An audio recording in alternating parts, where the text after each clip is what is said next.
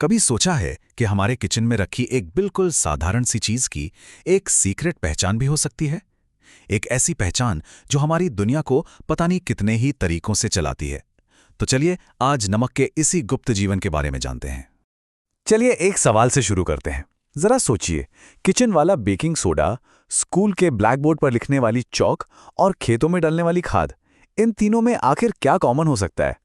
मतलब सुनने में तो तीनों बिल्कुल अलग अलग चीजें लगती हैं ना? और इसका जवाब है ये सभी नमक हैं। हाँ, बिल्कुल सही सुना, नमक।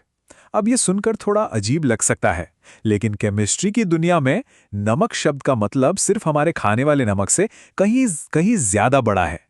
तो चलिए इसकी असली केमिकल पहचान को समझते हैं। ये सिर्फ खाने में स्वाद के लिए नहीं है, बल्कि ये तो एक बहुत बड़ी केमिकल फैमिली का हिस्सा है। तो केमिस्ट्री की भाषा में आखिर ये नमक है क्या? देखिए, नमक एक आयनिक कंपाउंड है जो तब बनता है जब एक एसिड और एक बेस आपस में रिएक्ट करते हैं। इसको ऐसे समझ सकते हैं कि हर नमक के दो हिस्से होते हैं, एक पॉजिटिव चार्ज वाला हिस्सा जो बेस से आता है और एक नेगेटिव चार्ज वाला हिस्सा जो एसिड से आता है। अच्छा, तो ये नमक बनते कैसे हैं? इसकी कहानी ना दो दुश्मनों के बीच एक समझौते जैसी है, और इस रिएक्शन को कहते हैं न्यूट्रलाइजेशन रिएक्शन या उदासीनीकरण अभिक्रिया।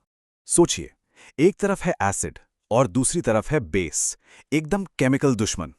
जब ये दोनों मिलते हैं ना, तो एक दूसरे के असर को खत्म कर देते हैं, न्यूट्रल कर देते हैं। और इस कह सकते हैं शांति समझौते से जो बनता है वो है नमक और पानी। कमाल की बात है ना? चलिए इसको एक बहुत ही सिंपल उदाहरण से समझते हैं।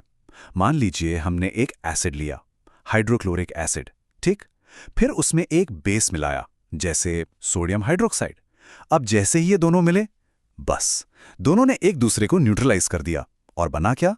हमारा अपना खाने वाला नमक, यानी सोडियम क्लोराइड, और साथ में थोड़ा सा पानी। लेकिन रुकिए, कहानी अभी खत्म नहीं हुई है, क्योंकि सारे नमक एक जैसे नहीं होते।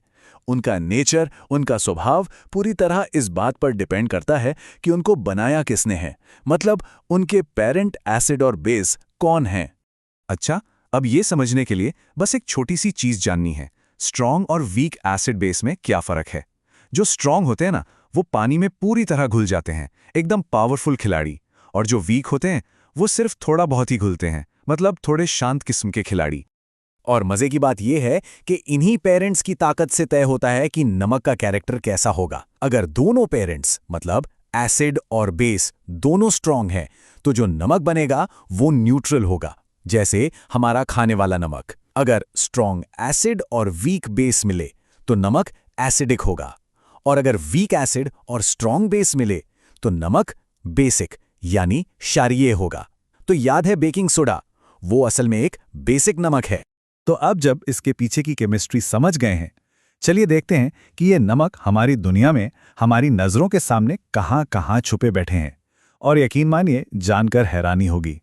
सच तो ये है कि ये हर जगह है, लिटरली हर जगह, बस हम उन्हें इस नाम से जानते नहीं हैं। हमारा बेकिंग सोडा वो एक नमक है, लिखने वाली चॉक यानी कैल्शियम कार्बोनेट वो भी एक नमक है, पेट की जलन के लिए जो एंटासिड लेते हैं, जी हाँ, वो भी नमक है, नहाने वाला एप्सम सॉल्ट, खेतों में इस्तेमाल होने वाला फंगिसाइड और खाद, और तो और हमारे टूथपेस्ट का सोडियम फ्लोराइड भी। ये सब के सब अलग अलग तरह के नमक ही तो हैं। तो अब जब नमक का ये सारा सीक्रेट खुल चुका है, अगली बार जब ये चीजें आसपास दिखेंगी तो शायद उन्हें देखने का नजरिया ही बदल जाएगा, है ना? तो अब सवाल बस ये है कि आज के बाद सबसे पहले कौन सा नमक नजर आने वाला है? सोचिएगा जरूर।